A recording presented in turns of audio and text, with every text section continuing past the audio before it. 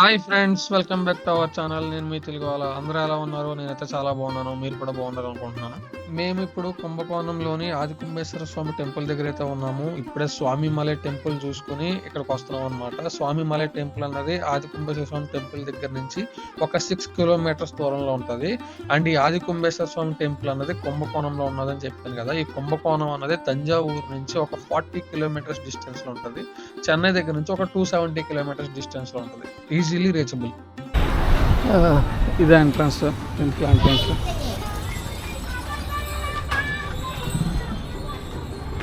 గుళ్ళోకి రాగానే ఇక్కడ ఒక ఏనుగు ఉందన్నమాట. ఆ ఏనుగు ఏం చేస్తుందంటే మన దగ్గర డబ్బులు తీసుకుని మనకి దాని తొండంతో ఆశీర్వాదం కింద నెత్తి మీద టచ్ చేస్తుంది అనమాట. ఆ డబ్బులు వెంటనే దాని ఓనర్ కూడా ఇచ్చేసుకుంటది. మా ఇంట్లో అందరూ ఏదో తీసుకున్నారు. మా పిల్లలు ఆ ఏనుగుని దగ్గర నుంచి చూడగానే బాగా ఆనందపడ్డారు. ఈ టెంపుల్ ని 9th సెంచరీలో చోళులు కట్టారు. దాని తర్వాత విజయనగర రాజులు అలాగే తంజావూరు నాయకులు కూడా దీన్ని పరిపాలించారనమాట.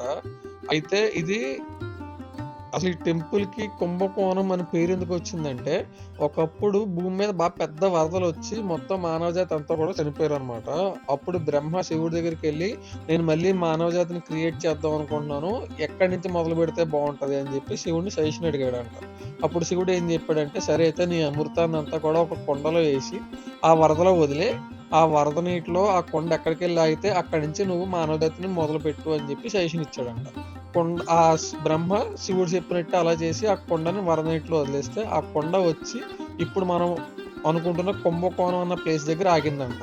సో అక్కడి నుంచి మానవ జాతి మనుగడ మళ్ళీ మొదలైందని చెప్పి నమ్ముతారు. అందువల్ల ఈ ప్లేస్ ని కుంభకోణం, కుంభ అంటే పాట్ అంటే మన కొండ, అందుకని దీన్ని కుంభకోణం అని చెప్పి పేరు వచ్చింది. ఆ ఆగిన కొండని శివుడు తన బాణంతో బద్దలు కొడతాడు అనమాట. అదే విధంగా ఇక్కడ పార్వతీ పరమేశ్వరులు వెలుస్తారనమాట. అయితే ఇక్కడ ఉన్న లింగాన్ని ఆది కుంభేశ్వర లింగం అని, తన భార్య అయిన పార్వతీదేవిని మంత్రపీఠేశ్వరి మంగళాంబిక అని చెప్పి ఇక్కడ ఉన్న జనాలు అందరూ కూడా కొలుస్తారనమాట. అస్సలు రష్ లేదు, చాలా ఫ్రీగా ఉన్నది. దర్శనం అయితే చాలా ఫాస్ట్ గా అయిపోతున్నది. ఇప్పుడు మీరు లింగాన్ని కూడా చూడొచ్చు, అసలు ఎంత దగ్గర నుంచి చూసామో.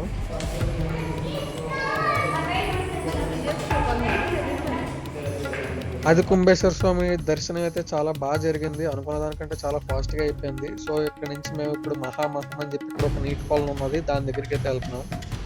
శివుడు బాణంతో బదలు కొట్టినప్పుడు ఆ కొండలోంచి వచ్చే ఒక కొంచెం అమృతం ఇక్కడున్న నీటి కొలంలో పడిందంట. సో దానికి చాలా విశిష్టత ఉందని చెప్పి ఇక్కడ ప్రజలు నమ్ముతారు. సో ఇప్పుడు మనం అయితే ఆ కొలను చూడడానికి వెళ్తున్నాం. ఇదిగో చూడొచ్చు, ఇదే మహామహం కొలను. ఇక్కడ కుంభమేళాలో జరిగినట్టే ప్రతి 12 సంవత్సరాలకి ప్రతి మాఘమాసంలోను ఒకసారి ఇక్కడ పుష్కరాల్లాగా చేస్తారనమాట. కుంభమేళా లాగా చాలా గ్రాండ్ గా జరుగుతుంది. లాస్ట్ టైం అయితే 2016లో జరిగింది. ఆల్మోస్ట్ 1 మిలియన్ అంటే 10 లక్షల మంది దాకా అటెండ్ అయ్యారంట. అండ్ అదే కాకుండా ఈ కొలను 20 ఎకరాల్లో ఉన్నది. అంటే ఆలోచించుకోండి ఎంత పెద్దదో. ఈ కొలను చుట్టూరా కూడా చాలా మండపాలు ఉంటాయి, అన్ని కూడా శివుడికి సంబంధించినయే, బాగా ఫేమస్. సో ఎప్పుడైనా మళ్ళీ నెక్స్ట్ ఎప్పుడు వస్తుంది అంటే 2028లో వస్తుంది. మీకు ఎవరికైనా కావాలంటే కుంభమేళాకి వెళ్ళలేని వాళ్ళు ఇక్కడికి కూడా వచ్చి ట్రై చేయొచ్చు. సో పొద్దుటే లేచి తంజావూరు చూసుకుని, తంజావూరు నుంచి కుంభకోణం దగ్గర స్వామిమలై చూసుకుని, మళ్ళీ కుంభకోణం చూసుకుని, కుంభకోణంలోనే మహామహం అని ఒక లేక్ చూసుకుని, వచ్చే దారిలో హైవే మీద కడుపు నిండా ఒక ఫుల్ వెజ్ మీల్స్ తాలి తినేసి ఇప్పుడే ఇలా చిదంబరం చేరుకున్నాను అన్నమాట. సో ఇది చిదంబరం. ఈ చిదంబరంలో పంచభూత స్థల లింగాల్లో ఒకటైన ఆకాశలింగం అన్నది ఇక్కడే ఉంటది. అండ్ అదే కాకుండా ఈ చిదంబరంలో నటరాజస్వామి విగ్రహం అన్నది చాలా ఫేమస్ అనమాట.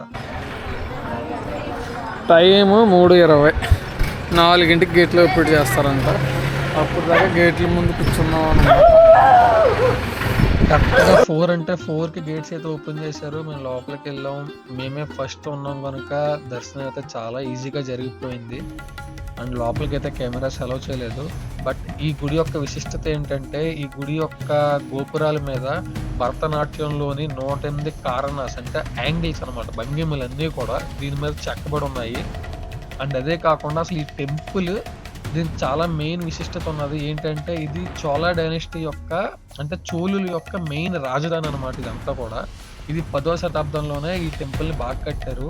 ప్రతి సంవత్సరం మహాశివరాత్రికి ఇక్కడ నాట్యాంజలి అని చెప్పి ఒక డాన్స్ ఫెస్టివల్ లాగా చేస్తారనమాట. అసలు డాన్స్ అంటే నటరాజ స్వామి భరతనాట్యం ఇక్కడ బాగా పెట్టింది పేరు. ఆ విధంగా మా 4థ్ డే టెంపుల్ ట్రిప్స్ కూడా అయిపోయినాయి. మేమైతే ఇప్పుడు ఇక్కడి నుంచి చిదంబరం నుంచి అరుణాచలం అయితే వెళ్ళిపోతాం. అరుణాచలంలో గిరి ప్రదక్షిణ చేసి నైట్‌కి అయితే రెస్ట్ తీసుకోవాలి. ఇది మా ప్లాను. సో, ఇక్కడితో మా డే అయితే క్లోజ్ అయింది. మా వీడియో కనుక మీకు నచ్చినట్టయితే లైక్ చేయండి, షేర్ చేయండి, సబ్స్క్రైబ్ చేసుకోండి. అరుణాచలం వీడియోతో మళ్ళీ మీ ముందుకొచ్చేస్తాను. అప్పటి వరకు బాయ్ బాయ్.